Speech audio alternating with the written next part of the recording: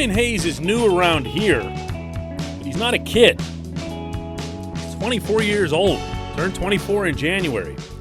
The Pirates hold his rights for 6 full years, but 6 full years isn't forever. Good morning to you.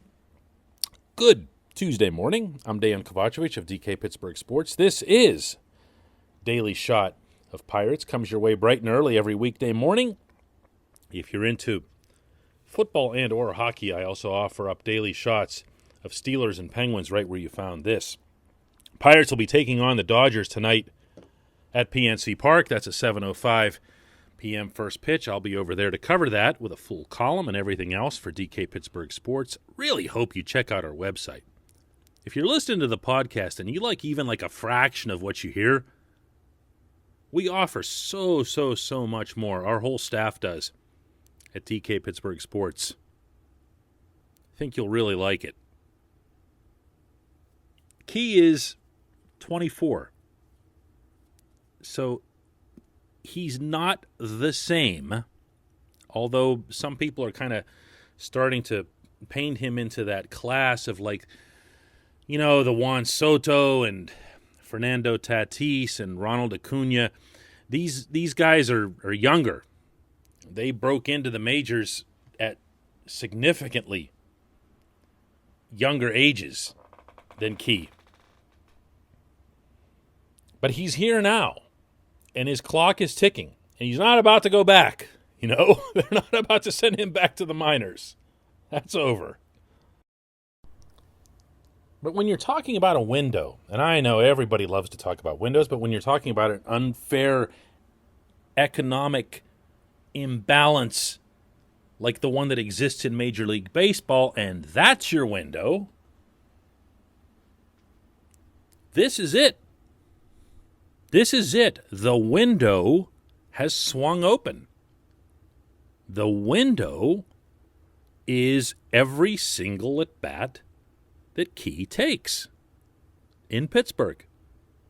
If you look at his level of productivity to date, I mean, no, it's not normal, and sure, it's going to have to come down. You know I've been predicting that for a while, and it still hasn't, but it's going to have to at some point.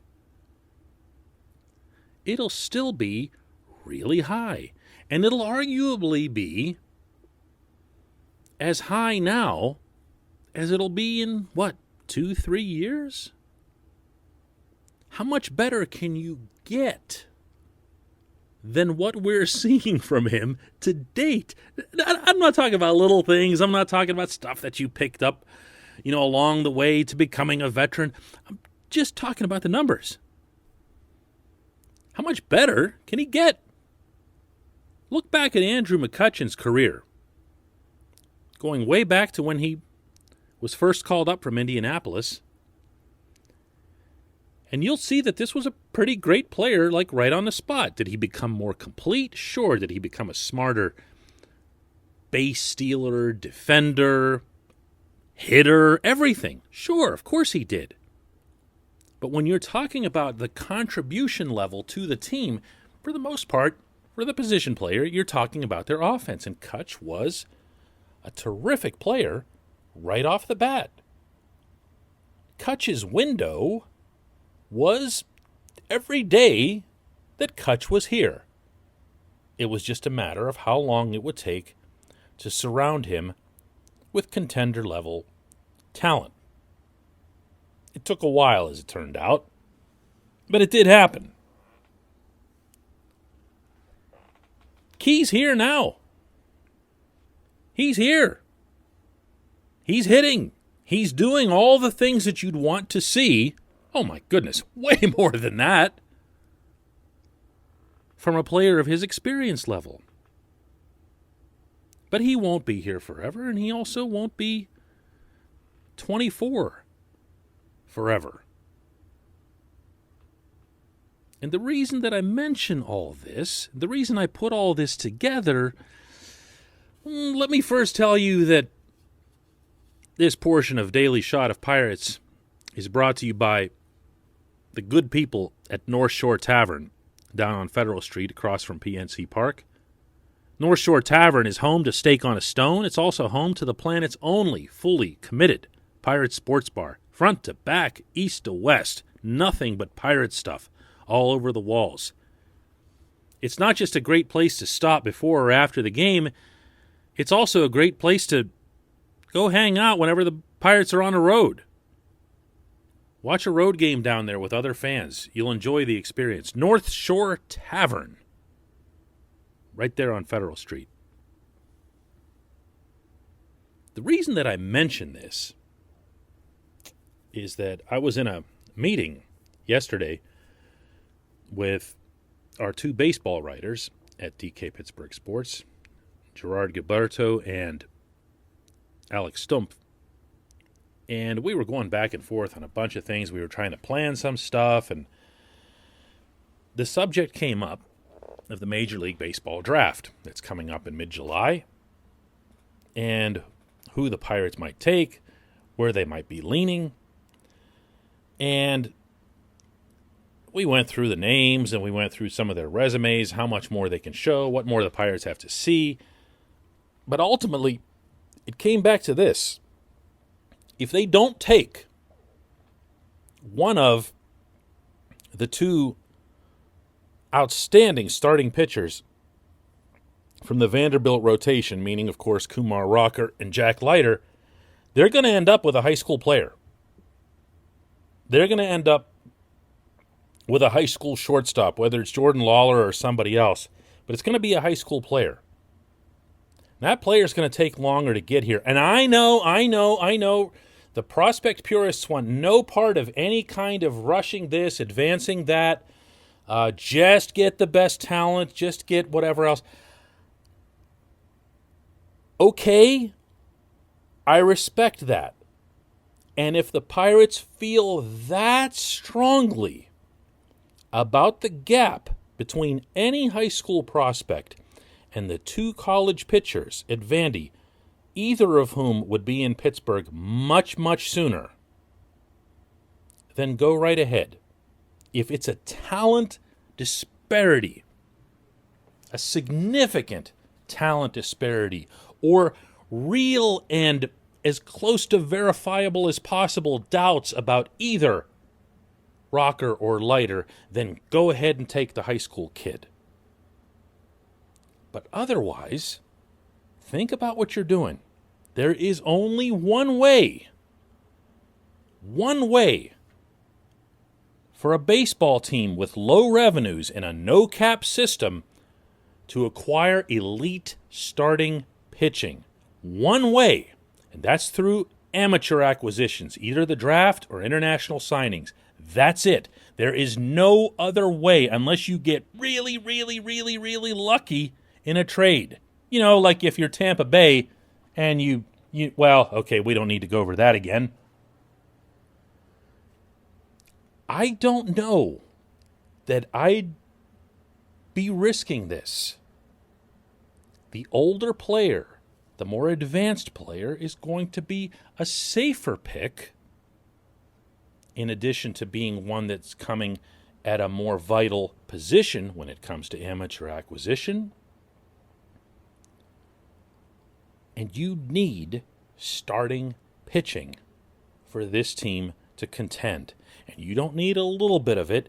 You need a lot of it. You don't need just, well, here's JT Brubaker and maybe Mitch Keller will come along. And let's see, Rowanzi Contreras is throwing the ball 100 miles an hour in Altoona. We kind of like Max Kranick in Indianapolis. He just got there. And the whole rotation of the Greensboro Grasshoppers looks really interesting. Ben Cherington's done a really good job of infusing talent in this system. There are more numbers of quality prospects in the system now than there have been in quite some time. But no one wins any kind of argument who downplays the importance of having lots and lots of starting pitching and lots of elite potential / high ceiling starting pitching. And you don't pass on the ones that are sitting there in front of you if your window has even cracked open. When we come back, just one question.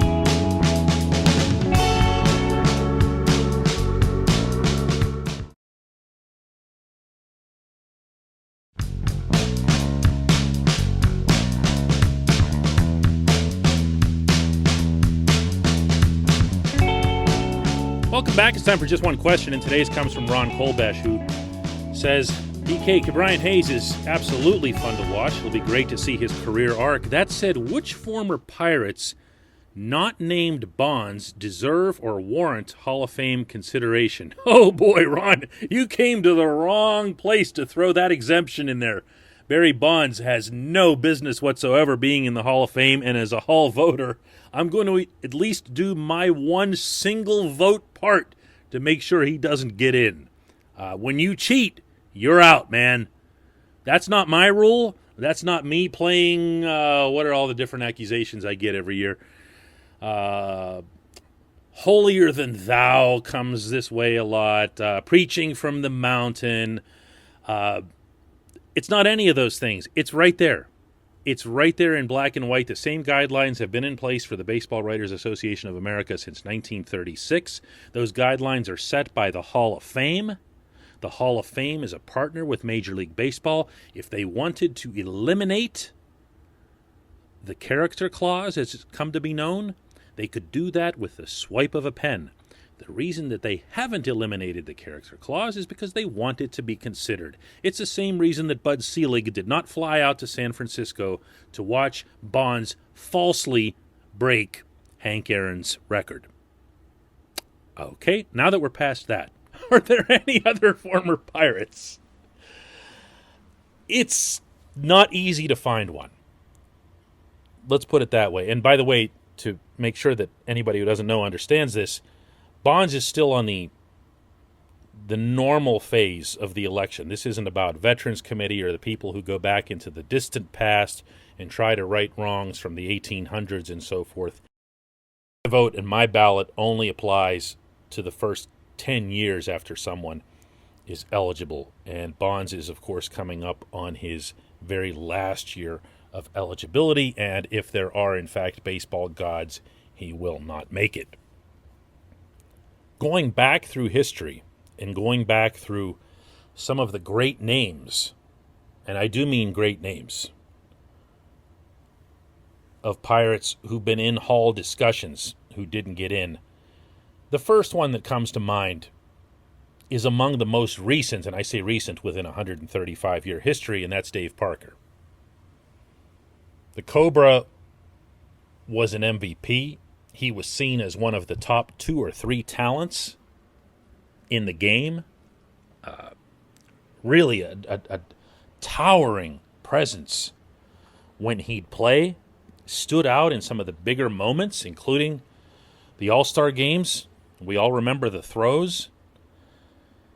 But I also have a feeling that we in Pittsburgh remember Parker in a light that's different than the rest of his career because he wasn't the same player when he went elsewhere. Yes, he had some good years, whether it was Oakland or the other stops in Cincinnati that he had along the way, but he wasn't what he was in Pittsburgh. So we in Pittsburgh think of him as someone who belonged right there in that discussion because he was here in that era with Stargell and Clemente and whatever else in the 70s. And he didn't stay around long enough to produce what you would normally consider to be Hall numbers from that era. So I have never really fought that hard in favor of a Parker election. I also wouldn't be put off by it at all. Other Pirates, Danny Murtaugh continues to get pushed behind the scenes when it comes to the Veterans Committee. This is a guy who was among the most successful managers of his generation. And there are all kinds of other arguments to be made on behalf of Mr. Murtaugh. If you go back before that, well, there's a big era of Pirates baseball, kind of like the current one that you can just skip right over, other than Ralph Kiner, who's in. And then you're making it back to the team from the 20s, where those guys are pretty much in, meaning Pie Traynor, Paul Wainer, Lloyd Wainer, of course, his brother. And then you go back to the turn of the previous century, and even there, you've got, Hannes Wagner was obviously part of the very first class. But there's not anyone that jumps out from that group either where you'd say, wow, they absolutely should be in, and it's a crime that they're not. So I would say, in answer to your question, I think the Pirates are fairly represented in the Hall. They have 13 members who've gone in under the Pirates banner, and that's a pretty significant number, even over that period of time. And I'd say they've done pretty well for themselves in that regard. So I appreciate the question, including the Bonds part, because it always lets me run off on that little rant there. And I appreciate everybody listening to Daily Shot of Pirates. We'll do another one again tomorrow.